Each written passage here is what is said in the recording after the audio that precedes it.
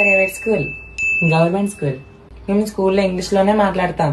మీ తెలుగు మాట్లాడా ఇంగ్లీష్ మాట్లాడా? మరేంటి మాట్లాడతారు?